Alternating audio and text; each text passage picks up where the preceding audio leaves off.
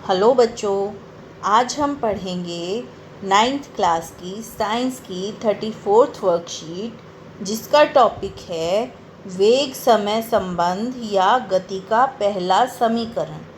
बच्चों, यहाँ पर हम जानेंगे कि गति के समीकरण क्या हैं और उनको ग्राफीय विधि से कैसे प्राप्त किया जा सकता है। देखो, पिछली वर्कशीट्स में हमने विभिन्न प्रकार से पढ़ा कि किस प्रकार चाल, वेग, त्वरण ये हम निकाल सकते हैं, और हमने इसके लिए सूत्र और ग्राफीय विधि दोनों का इस्तेमाल किया।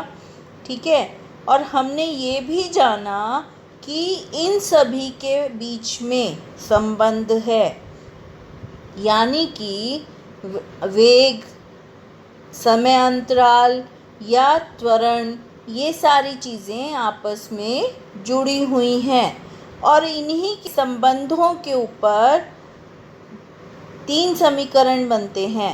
कौन कौन से हैं, आओ जानते हैं। सबसे पहला गति का समीकरण है जिसके अंदर वेग और समय में संबंध बताया जाएगा, और ये है v = u + at। गति का दूसरा समीकरण हमें समय और वस्तु की स्थिति के संबंध के बारे में बताएगा, जो है s = ut + ½ at²। और तीसरा समीकरण है वेग और स्थिति में संबंध बताएगा, और ये है 2as = v² - u²। वेग है u वस्तु का प्रारंभिक वेग है, और a जो है वो एक समान त्वरण है। s यहाँ पर तय की गई दूरी है, और t यहाँ पर समय को दर्शाएगा। बच्चों, ये प्रतीक यहाँ पर हमेशा यही इस्तेमाल होंगे और इसी तरह से इस्तेमाल होंगे। आओ अब जानते हैं कि ग्राफीय विधि के द्वारा वेग एवं समय के बीच संबंध स्थापित करके हम गति का पहला समीकरण किस प्रकार से प्राप्त कर सकते हैं। देखो, हमारे पास ये ग्राफ है, ठीक है। अब इस ग्राफ के अंदर हमारे पास 2 पॉइंट हैं। कौन कौन से? A पॉइंट और B पॉइंट। A पॉइंट वो पॉइंट है जहाँ पर प्रारंभिक वेग है u, और B पर हमें अंतिम वेग प्राप्त हो रहा है, ठीक है। और इस ग्राफ में इन दोनों को हम x अक्ष से और y अक्ष से मिला देते हैं, ठीक है।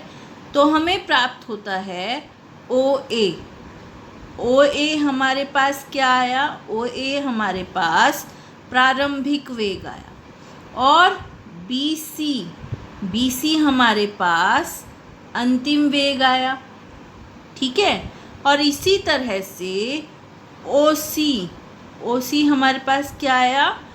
समय आया, कि कितना समय इसको लगा वेग को बढ़ने में, ठीक है। अब हम क्या करते हैं, हम एक चीज़ देखते हैं। अगर हम BC में से इस OA को घटा दें तो हमारे पास क्या बच जाएगा?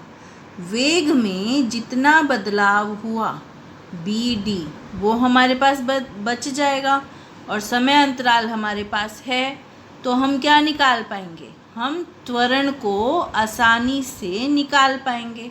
कैसे? आओ देखते हैं। देखो, हमारे पास अभी हमने यहाँ ग्राफ में किया कि प्रारंभिक वेग है OA, ठीक है, और अंतिम वेग है BC। OA प्रारंभिक और अंतिम BC, और समय अंतराल क्या था? OC था। अब जब हमने BC में से OA को घटाया तो हमारे पास क्या बचा था? BD बच गया था, यही हुआ था।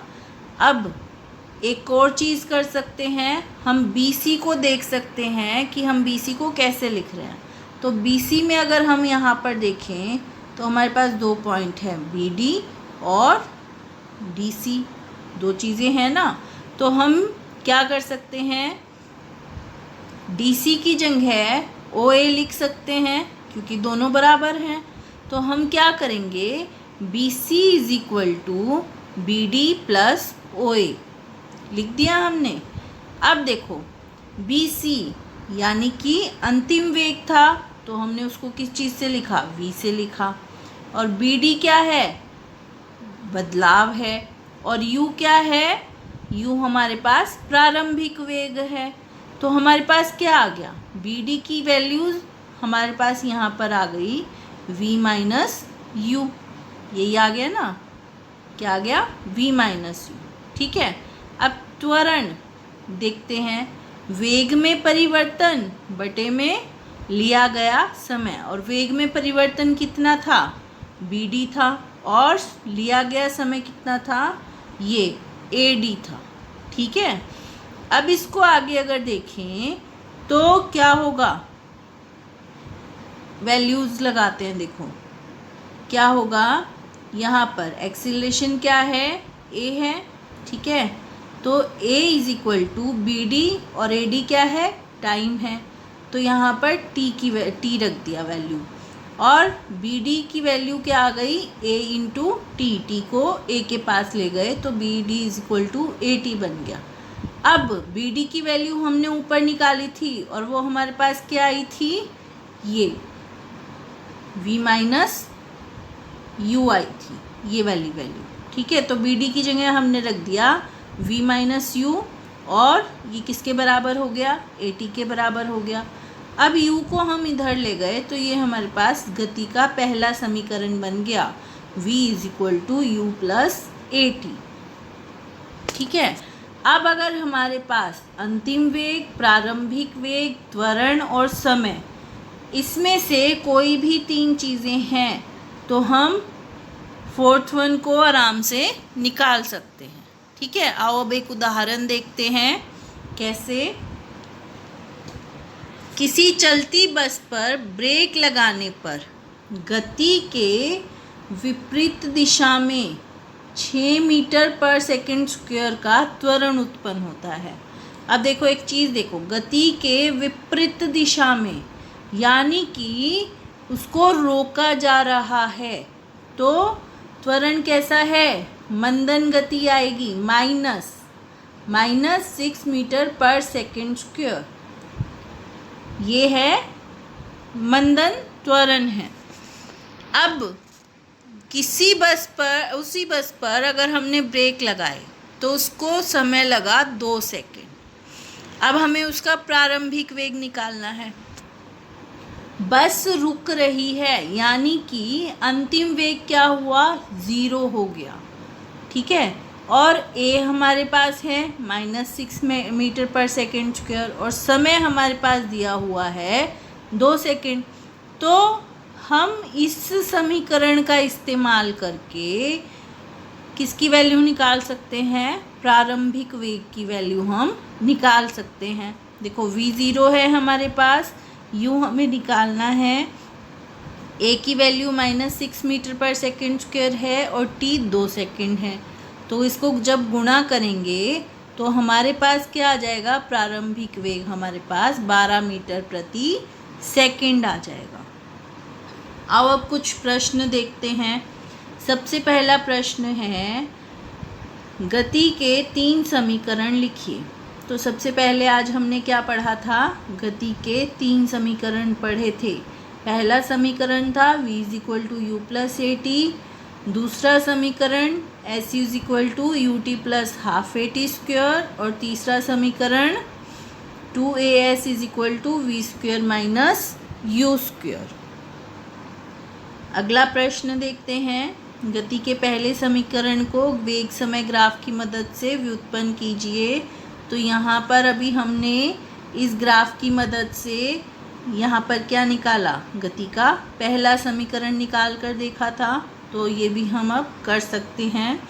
और तीसरा प्रश्न है, गति के समीकरणों में V, U, S, T और A क्या निरूपित करते हैं। तो यहाँ से हम देख सकते हैं बच्चों यूँ हमारे पास है v वस्तु का प्रारंभिक वेग, v वस्तु का अंतिम वेग, a है एक समान त्वरण, s तय की गई दूरी और t क्या है, समय को दर्शा रहा है या निरूपित कर रहा है। तो बच्चों ये थी आपकी आज की वर्कशीट। आई होप आपको समझ आई होगी और अब आप इसको आसानी से कर पाओगे। Thank you.